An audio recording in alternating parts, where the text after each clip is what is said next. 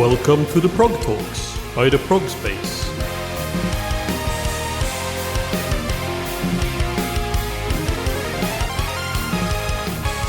Welcome to the Prog Talks, an interview series by the Progspace where we will be talking to musicians in all corners of the progressive music scene.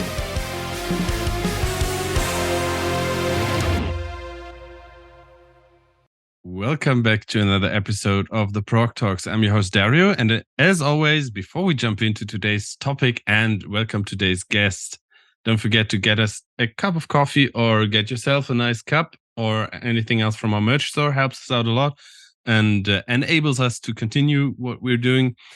And now calling from the United States is Andrew Stout from the band Apeiron Bound. How are you doing today? Doing fantastic, man. Not going to lie. Just woke up about an hour or so ago and got ready for this and then get ready to do an evening shift, Ubering, driving a bunch of drunk people and pouring myself out for the project. The project, meaning Apeiron Bound, a new... Meaning Apeiron Bound, meaning Lycan Throne now, meaning just got to get my bread, man. Yeah, so Apeiron Bound is a very new progressive metal band. And you guys put out your first album, your debut album, Multiplicity, back in August, on August 26th, through Layered Reality Productions. And because it's a debut album, I think there's still a lot of people out there in the scene that might not have heard about the band, the project, Apeiron Bound. Maybe you can introduce the band quickly. How was the inception of the conception, the conception, not the inception, the conception of the band.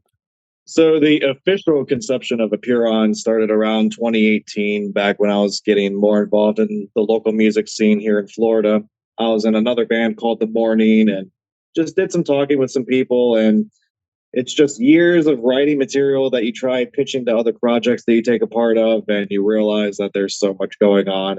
It may or may not fit a particular project or whatever may come with that. So I figured I'd take it in my own hands, and I hooked up with John Galloway, who was really good friends with Jason, the former drummer of Morning, and it's just been a process. And some of those songs have actually been around long before the conception of Apeiron. So it's partially therapeutic to finally get that music out there with the right team and the right people.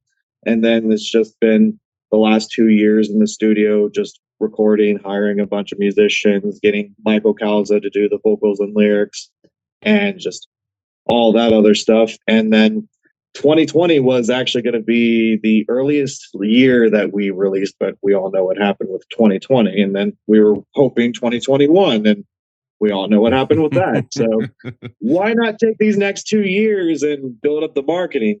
Recording is cheaper than ever nowadays, and there's so many things you can do that save a bunch of money and time with the recording and other aspects of music. So this gave us an opportunity to build a lineup as well as get 4 music videos and just try to do things in a epic introduction type of way. We might not see a return on for a good little while, but hey, the music videos will be out there forever, and we just want to represent ourselves and the songs and everything between the best way that we possibly can. And yeah, that's the short end of it. Yeah, well, those 2 years, they don't really exist there. They're null and void. It really took 2 years. It didn't take 4 years to build this. It took 2 years to build the project. That was quick. That's the short end of it, but yeah. So yeah, let's talk a little bit about the music, as I think the music of how do you pronounce it? Apeiron? There's a couple different ways of pronouncing it. There's Apeiron, or if you want to be authentic to the Greeks, you try to roll the R's the best that you can. You could say it like Apeiron or Apeiron. The one pronunciation that people seem to really latch on to is Apeiron or Apeiron. They switch out the I's and R's out of nowhere. Like, spelling is right there, guys. Think of it like peer, or like if there's a much easier way to think about that too. But that's my fault for picking out a name that's not that common to pronounce. But the best way to think about that is think of 2 separate words, appear and on. And the way that name came about was we wanted a name that was kind of a juxtaposition, something that represented light and dark, something akin to the whole yin yang philosophy, and tried out a couple different names, and there were names that were already taken, and I didn't want to fight copyrights to get the names for the bands. Had Apeiron in mind, that was one of them, but then found out that there's a tech death metal band from Germany called that, so that's out of the window right there. So we thought of adding another word and wanted to go with the contrasting idea. So Apeiron being Greek for limitless, boundless, and then bound being confined. So you can think of it as Boundless Bound or Infinite Bound, which Infinite Bound might be a good power metal name for anyone watching this and need a new band that's similar.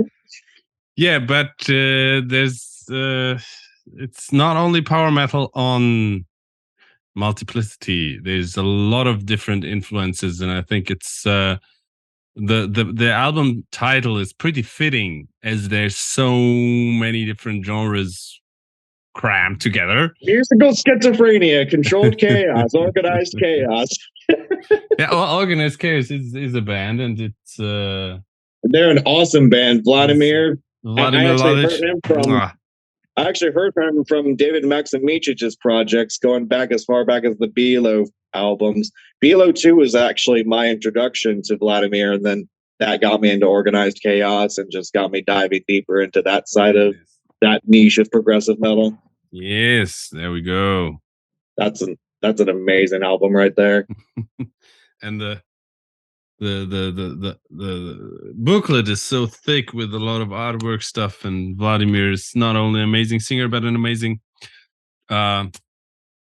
artist doing art. Oh, absolutely. Does a bunch of paintings and sketches, and that was something I didn't know about until recently. I knew he was a fantastic vocalist already, and then finding out that he actually writes guitar parts and other instrumental parts, and then finding out that he does painting.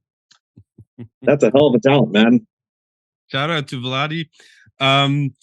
Let's go back to Multiplicity. It is actually a little bit like this, but also another band that came to my mind was Loch Vostok from Sweden. As in they do have some more melodic and almost power metalish parts, but there's also a lot of extreme stuff going on. So yeah, where do you draw your influences from, and how do you come up with this mash of crazy things? Some of it has to do with the fact that some of these songs span as far back as 2011, 2012, like Thought, Memory, and Firmament. I wrote both of those songs in 2012 and did very minimal updates on that. Astroflexion and part of Eleuthermania are 2011, 2012 ideas. And so actually the newest track we have is technically is Absent and Emotive. That's 2015, 2016. That's just building a catalog of hundreds of different song ideas throughout time and then collecting them to make sure that we get something for an album release. And as far as where I draw my influences overall, it goes back to my timeline of getting into music all the way from the Tony Hawk Pro Skater video games when I was getting into the hardcore punk and metal stuff, as well as the old school rap, going all the way into the abyss that is the musical catalog. So you get more into thrash, you get more into mellow death, you get more into speed metal, power metal, and then as you go into the musical void even more, you get more into the progressive stuff, which around high school for me was when my guitar teacher was getting me more into jazz theory, getting me into Rush and Dream Theater and all these other different bands. Then I wanted to be just as progressive, and every song had to be progressive. Every song had to have crazy guitar parts. Every song had to be fucking 8 to 10 minute fucking epics. And you're just getting deeper and deeper into the songwriting process that way. And just drawing these different influences over time. And then it's just a matter of you're wanting to tell a story. Video game soundtracks too, aside from the Tony Hawk Pro Skater series, I got into Zelda, Assassin's Creed, the Elder Scrolls franchise, and just the way that they write the music to tell a story. And it's nice having the verse chorus formula for songs. They have their place, but somewhere down the line, I want to say a little more with that and find a way to blend in the musical aspect, which you get with bands like Chimp Spanner, Animals as Leaders on the instrumental side of things. Try to find a way to marry that with the vocals, and that's where Mike comes in, and he's very theatrical with the way that he writes his lyrics and his vocal delivery, and just wanted to find a way to do something that we were proud of. And it's also a mood thing for us too. I think we just, some days we're feeling really extreme, some days we want to get a little fusiony, some days we want to get a little more melodic. It's musical schizophrenia. Yeah, now that the album is out for quite a bit, how would you look back on the first couple of months with the album out in the wild? How was that? The initial reception? Being out in the wild, being a 9-month-old public band, I feel like the reception overall has been really supportive and positive, especially among our niche, and I'm more than happy to see all the support. And then, of course, you get people that don't know what to really expect. Like when you're getting into bands like Dream Theater, Opeth, Old Metallica, and those bands, you already know that they're going to get a little crazy. Then you get into newer bands. Subconsciously, I think we get into this mindset that we listen to music a certain way more than we would with Opeth or Dream Theater, if that makes any sense. Like we expect more of a formulaic delivery. We expect a band to do certain things that are a little more common, but then you get hit with the curveballs, and that surprises people in good ways. That surprises people in not so good ways. But overall, you're just here to make art.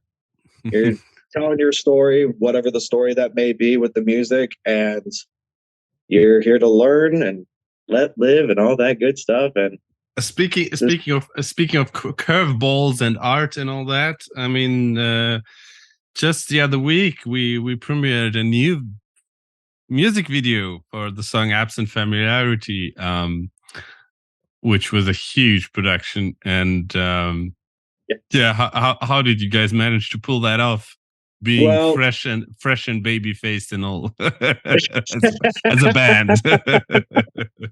Well, I met the director Chance from White Flame Studios back in 2017, back when me and John Pyers from Threats of Fate, who also did an appearance on Thought and Memory with the warm pads and piano work, he and I did some extra acting work for a music video for a project called We Are Sentinels for the music video Kingdom of Winter. And that's the project with Jonah from Pyramase and Matt Barlow, and they needed some actors, and I saw the work that Chance was doing with all that and getting to know him and getting to know everyone on the set and trying to be the guy that's trying to build a relationship with the guy and love the work that he's done. And then around 2019, right when we were getting done with the album recordings and masterings and everything like that, I knew that this song Absent Familiarity needed to be a masterpiece, in my own personal view of a masterpiece for music video. I knew there's something special with that particular track based off the stories of narcissism and delusions of grandeur and the stuff that we've seen in our live experiences, Michael and I, with people doing the delusions of grandeur and narcissism. We wanted to showcase that in a way that's not just a band performing and not just a couple story shots. No, we wanted to go crazy with the story. And it wasn't even going to be as crazy as it was. It was going to be a studio shoot with a couple different rooms, and Chance found a way to hook up with the guy, Javi Mac. He was also doing a rap music video shoot that same day, and that actually came about the very last minute around May 2021. And there's just a lot of talking, a lot of planning, a lot of reschedulings due to global epidemics, a lot of projects that have to take priority in order to get things rolling. And that video in itself was literally 3 years in the making. And that's just us wanting to make sure we could put out the best music video that we could. And if that wasn't enough, my other guitar player, Phil, couldn't make that particular shoot due to work obligations and personal circumstances that came to be. And I was scrambling to make sure that you see Stevie in the music video headbanging out of place while everyone else is just normal playing their instruments and normal movements for a prog metal band that's doing technical stuff. And then you have Stevie headbanging and doing the showmanning stuff. And we figured that'd be a great way to showcase that delusions of grandeur. So that's where you see the film cut between the warehouse shoot, which that the warehouse shots themselves were shot on the same day as the Emotive Servitude music video. That was a 16-hour day in of itself. But yeah, story wise, we went crazy. You absolutely did. Don't forget to check out all those videos, you guys out there. Also, speaking of Emotive Servitude, that was the very first single you put out, right? Yes. How did that feel?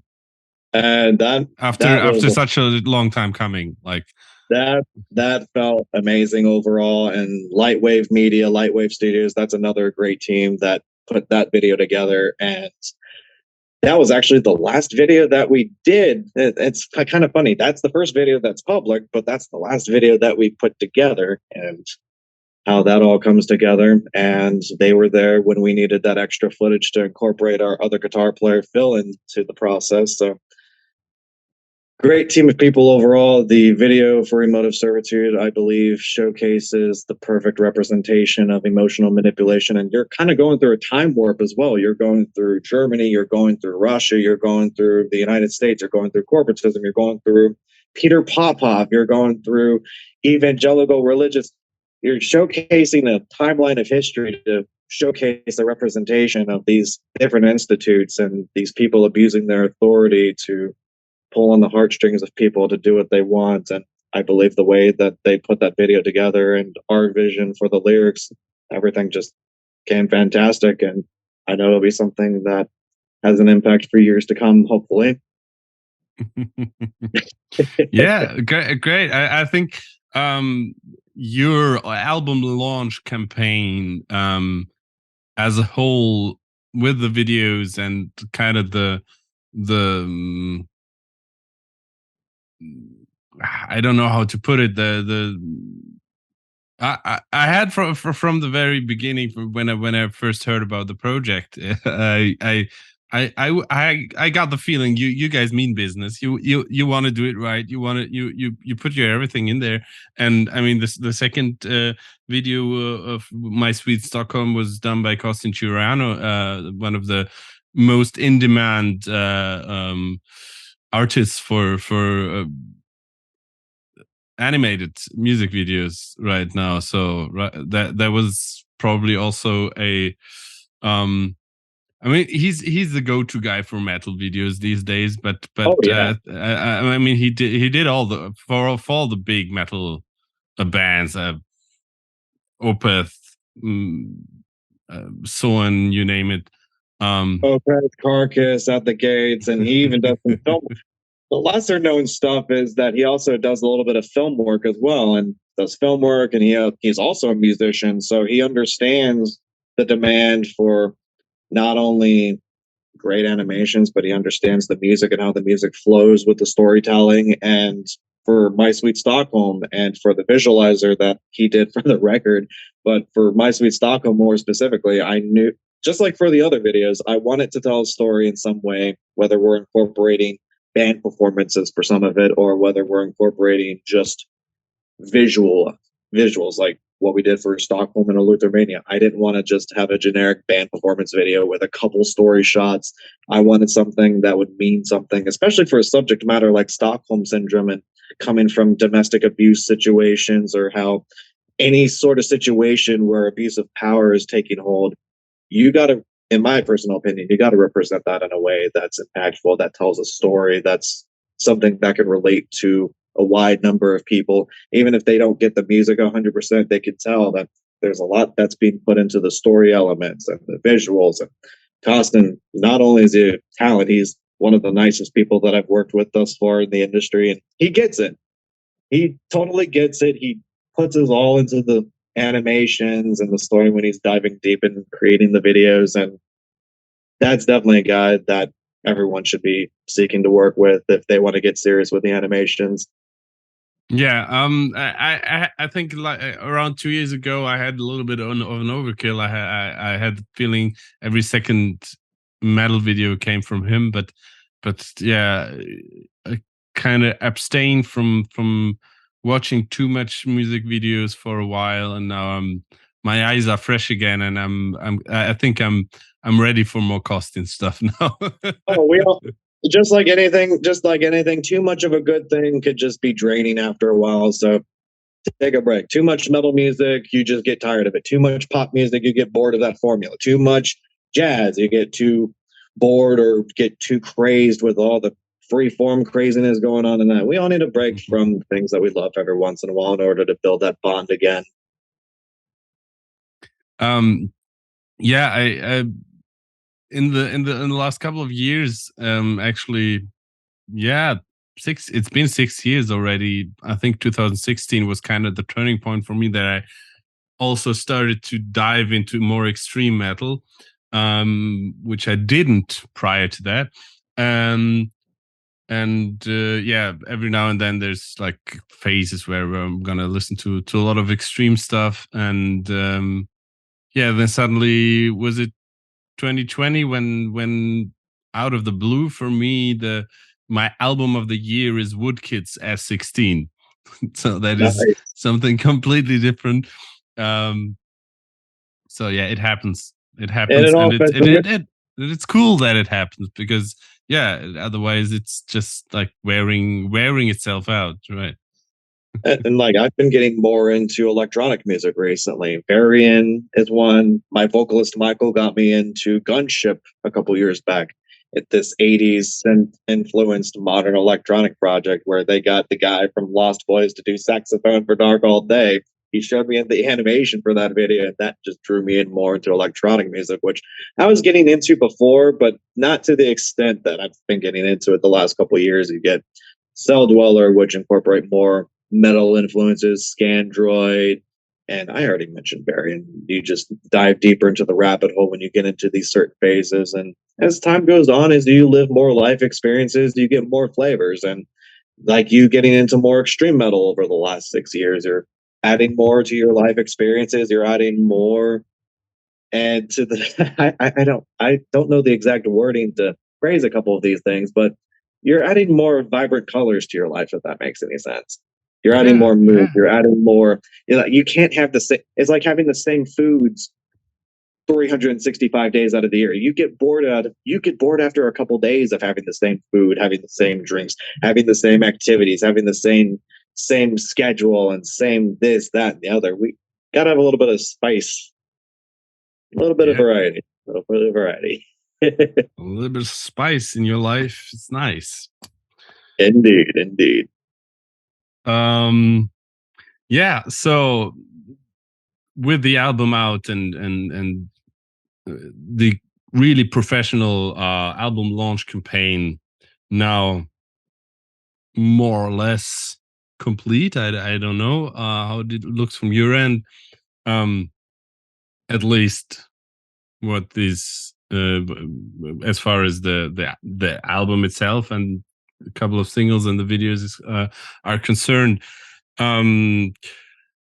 Yeah, how's it looking for immediate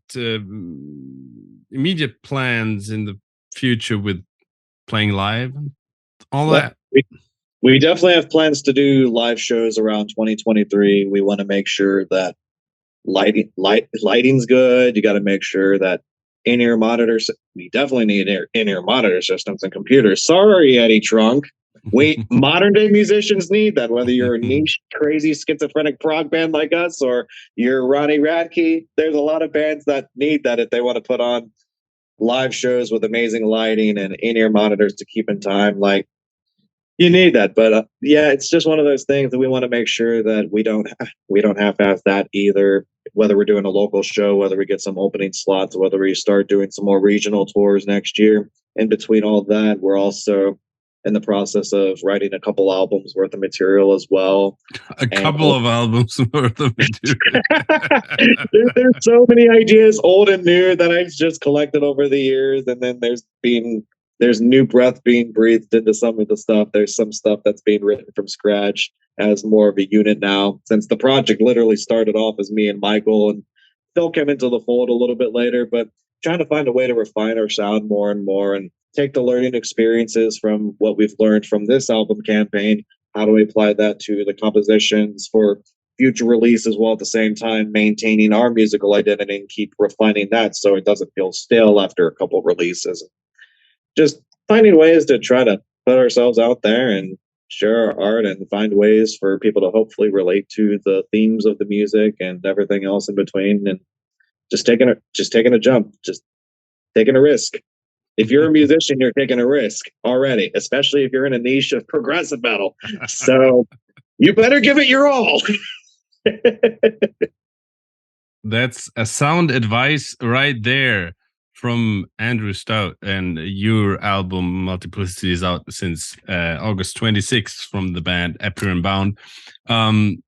You guys out there should check out the album, and to keep up to date what Apeiron Bound is up to, don't forget to like and subscribe to all their channels and stuff. You're gonna find the links everywhere here, I don't know, or in the description. You will find them, and our links as well for the Progspace if you want to keep up to date also with other prog bands. You can do that there. Thank you so much for tuning in. Thank you, Andrew, for taking the time. It's been a fun talk. You guys are there. Take care of yourselves and your loved ones, and keep spreading that prog love. The Prog Talks, produced by the Progspace.